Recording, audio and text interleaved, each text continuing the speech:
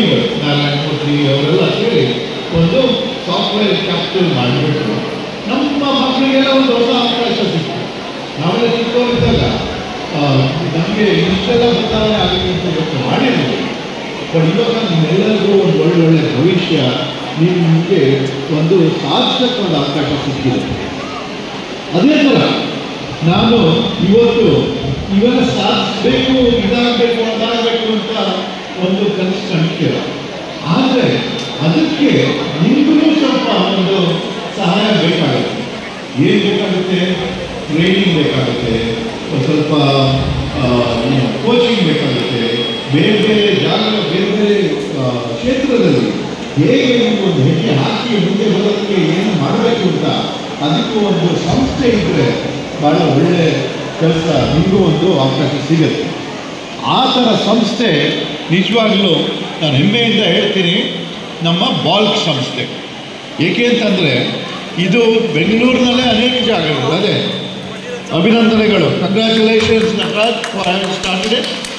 So ಇವಾಗ ನೀವು ಇದಿರ್ಬೋದು, ಏನೋ ಕಂಪ್ಯೂಟರ್ ಪ್ರೋಗ್ರಾಮಿಂಗ್ ಇರ್ಬೋದು, ಇಲ್ದಿದ್ರೆ ಟ್ಯಾಲಿ ಇರ್ಬೋದು, ಇಲ್ದಿದ್ರೆ ಆರ್ಟಿಫಿಷಿಯಲ್ ಇಂಟೆಲಿಜೆನ್ಸ್, ಮೆಷಿನ್ ಲರ್ನಿಂಗ್ ಇರ್ಬೋದು. ಏನಿದ್ರು ಅದಕ್ಕೆ ಒಂದು ನೀವು ಕಲಿಯೋಕ್ಕೆ ನಿಮ್ಮ ಕಾಲೇಜ್ನಲ್ಲಿ ಹೇಳ್ಕೊಡದೇ ಇದ್ರು, ನೀವು ಬೇರೆ ಸ್ಟ್ರೀಮಿಂದ ಈ ಫೀಲ್ಡ್ ಬರಬೇಕು ಅಂತಂದ್ರೂ ನಿಮಗೆ ಈ ಬಾಲ್ಕ್ ಸಂಸ್ಥೆಯಲ್ಲಿ ಇದನ್ನು ಕಲಿಯೋಕ್ಕೆ ಒಂದು ಅವಕಾಶ ಸಿಕ್ಕಿದೆ. ಅದು ಬರೀ ನಮ್ಮ ಸಾಹುಕಾರರಿಗೆ ಮಾತ್ರ ಇಟ್ಟಿಲ್ಲ, ಸೀಮಿತವಾಗಿಲ್ಲ. ಇವರು ಬೇರೆ ಬೇರೆ district head quarters, taluk head quarters ಎಲ್ಲ ಕಡೆ ಹೋಗಿ ನಮ್ಮ ಯುವಕರಿಗೆ, ಕರ್ನಾಟಕ ರಾಜ್ಯದ ಯುವಕರಿಗೆ ಒಂದು ಮುಂದೆ ಬರೋಕ್ಕೆ ಒಂದು ಅವಕಾಶ ಮಾಡಿಕೊಟ್ಟಿದ್ದಾರೆ. ನನಗೆ ಆ ಕತೆ ಕೇಳಿದಾಗೆಲ್ಲ ನನಗೆ ಇದು ಭಾಳ ಒಳ್ಳೆ ಕಾಂಟ್ರಿಬ್ಯೂಷನ್. ನಾವು ಸರ್ಕಾರದಿಂದ ಮಾಡ್ತೀವಿ, ನಾವು ಬೇರೆ ಬೇರೆ ಎಜುಕೇಷನ್ ಇನ್ಸ್ಟಿಟ್ಯೂಷನ್ಸಿಂದ ಮಾಡ್ತೀವಿ. ಬಟ್ ಆ ಗ್ಯಾಪ್ನ ಫಿಲ್ ಮಾಡೋಕ್ಕೆ, ಶಾರ್ಟ್ ಕೋರ್ಸಸ್ ನಡೆಸೋಕ್ಕೆ ನಿಮ್ಮೆಲ್ಲರಿಗೂ ಒಂದು ಎಕ್ಸ್ಟ್ರಾ ಟ್ರೈನಿಂಗ್ ಕೊಡೋಕ್ಕೆ ಒಂದು ಅವಕಾಶ ಮಾಡಿಕೊಟ್ಟಿರೋದು ಈ ಬಾಲ್ಕ್ ಸಂಸ್ಥೆ.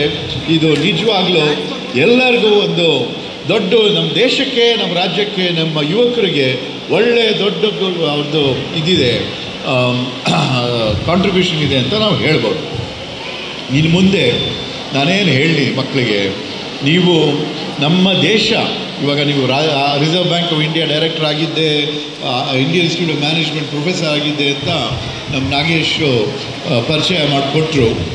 ಅವೆಲ್ಲ ಆ ಅನುಭವಗಳಿಂದ ನನಗೇನು ಅರ್ಥ ಆಗಿದೆ ಅಂತ ನೀವು ಯೋಚನೆ ಮಾಡಿ. ಏನಾಗಿದೆ ಅಂತಂದರೆ ನಮ್ಮ ದೇಶ ಭಾಳ ಒಂದು ಯುವಕರ ದೇಶ ಅಂತ ಅನ್ಬೋದು.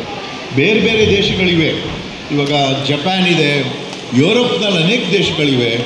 ಅಲ್ಲೆಲ್ಲ ನಾವೇನು ಹೇಳ್ತೀವಿ ಅಂತಂದರೆ ಪಾಪ್ಯುಲೇಷನ್ ಈಸ್ ಏಜಿಂಗ್ ಅಂತೀವಿ. ಅಲ್ಲಿ ವಯಸ್ಸಾಗೋರು ಜಾಸ್ತಿ ಆಗಿರೋರು ಜಾಸ್ತಿ ಆಗ್ತಾ ಇದ್ದಾರೆ. ರಿಪ್ರೊಡಕ್ಷನ್ ಕಮ್ಮಿ